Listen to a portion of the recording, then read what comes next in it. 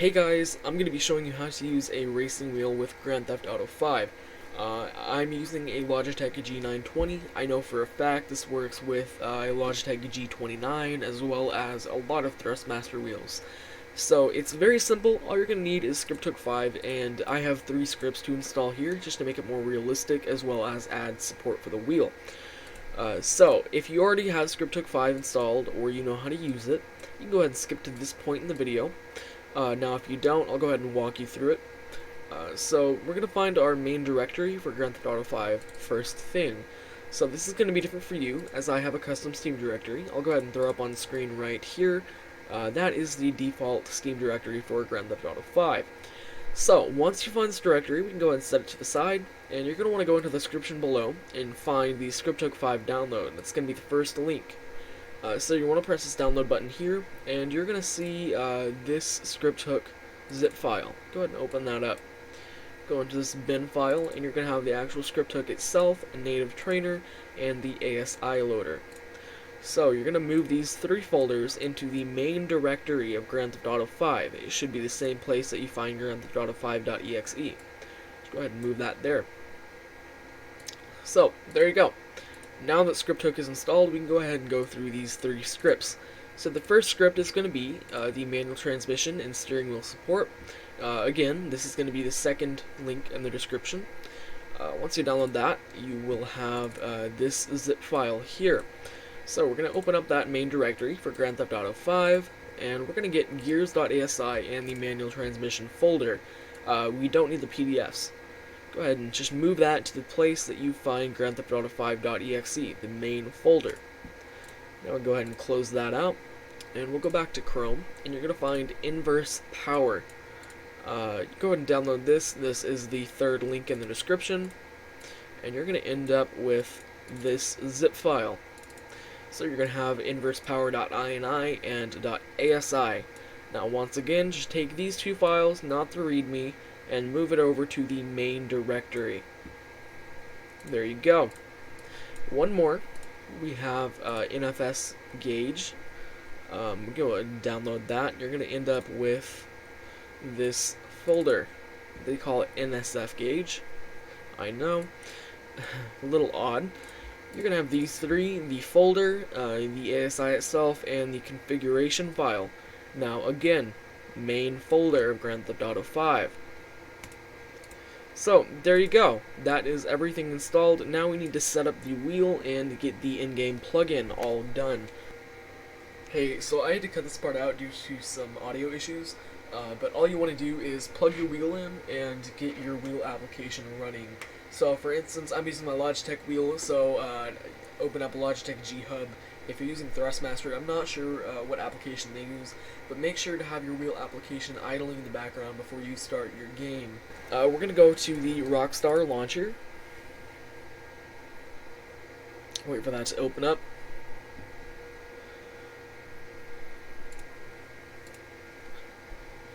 And we're going to press play on Steam.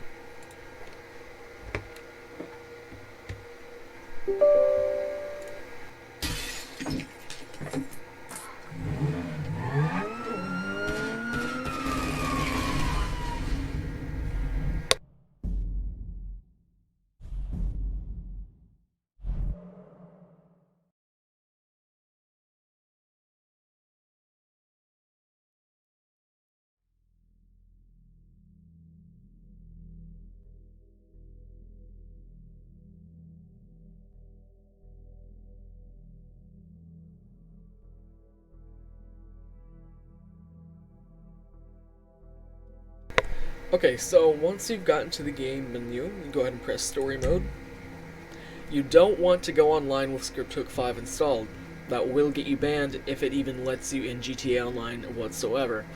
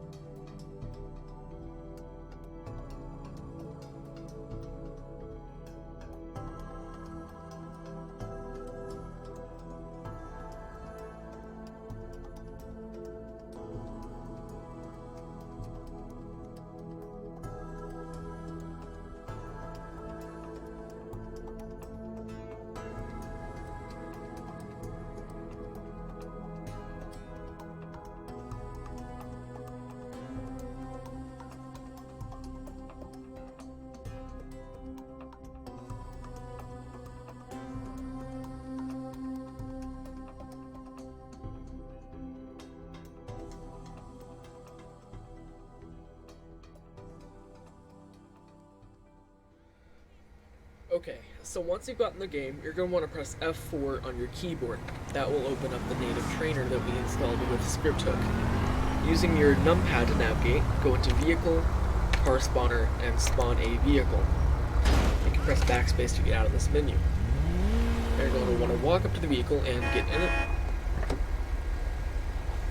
Once you're in the vehicle, go ahead and press this key on your keyboard. That will open up the manual transmission menu. Using your arrow keys to navigate, we're going to go to Steering Wheel, Analog Input Setup, and Configure Steering. Now make sure your steering wheel is completely centered and press Enter. Then steer your steering wheel all the way to the right.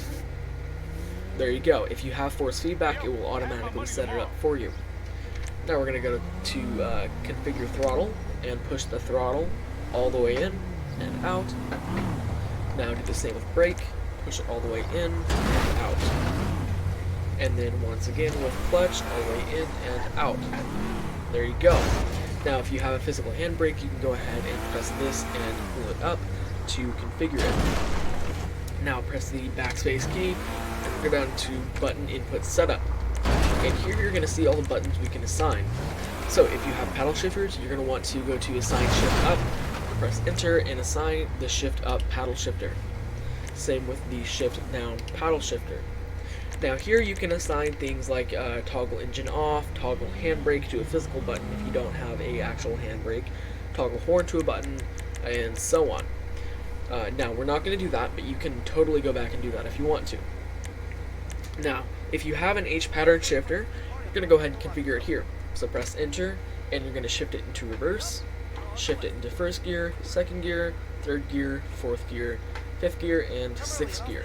Now, if you have a 7th, 8th, 9th, and 10th gear, you can go ahead and do it. If you don't, press right on your keyboard to skip them. Now, we're going to do shifter setup for automatic. So when our gearbox is in automatic mode, we can use that H pattern shifter to shift into park, reverse, neutral, and drive, and so forth.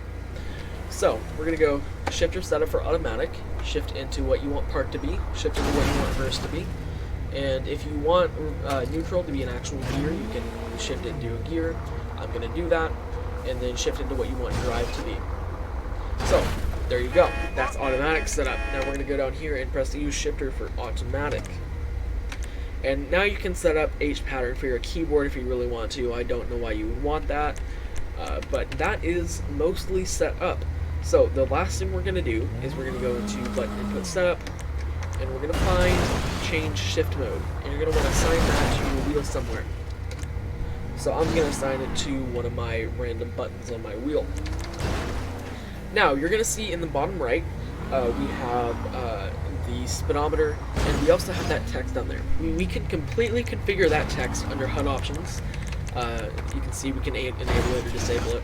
I'm going to enable it, and you can move the need for speed speedometer if you want to. You can configure that all yourself. I'm not going to. I know things are overlapping. I know it looks weird, but that's just how it's going to be for me to show you this. So you can see it says S for sequential and then neutral. Now, pressing that button we assigned to shift mode, we can change it to H pattern or automatic. I'm going to go to H pattern, go ahead and clutch in, shift into first, and start driving. So like I said, force feedback completely works. We can even tweak it to be more responsive to make force feedback be a lot heavier. Although I honestly really like how it is by default. It's not too soft but not too strong at the same time. Now, you can also assign, so you can see if I go here into this parking lot, and I stop my car while it's in first, it will stall it, as a actual car would. So you can configure these as well under gameplay assists. So default neutral gear, we're going to turn that off. So if we put our car in first gear and we get out, when we get back in, it will be in first gear. We can also hide player in first person view. You can see there is a lot of really cool stuff you can enable in there. Now, in driving assists, you can do ABS and TSC. I personally wouldn't mess with that at all. But I mean, then you can go into settings and you can see shifting options, cut throttle on upshift, downshift, all of these really cool things. You can enable engine damage for grinding gears or over revving. engine stalling and sequential, which I wouldn't recommend doing because that's for paddle shifting. You can see engine stalling and H shifting, which is a really nice thing to have. There's a lot of stuff that you can configure here, which I would go through and I would do personally. But that is the manual transmission mod and steering wheel support for Grand Theft Auto 5, and we also installed the sliding mod so that under sideways force, if you're drifting, unlike normal Grand Theft Auto where it would just cut out the power of the vehicle, now it will actually make the car slide realistically. I'll go ahead and take this out to demonstrate that. Now, I do not have game sound on, so I'm not able to shift well because I don't actually hear the vehicle. So, excuse me, my horrible shifting. We're going to go ahead and try to get a drift here to demonstrate the sideways force. You can see it's much more realistic in this, as per, instead of, you know, cutting out the power and stopping the drift, it will actually continue as an actual vehicle would. So this makes the game a lot more realistic, and it's a really nice thing to have. If you enjoyed this video, please do subscribe to my channel, leave a like, you know, whatever you want to do. This guy's gonna kill me, so I'm gonna go ahead and end the video. Thank you guys so much for watching, and I'll see you in the next video.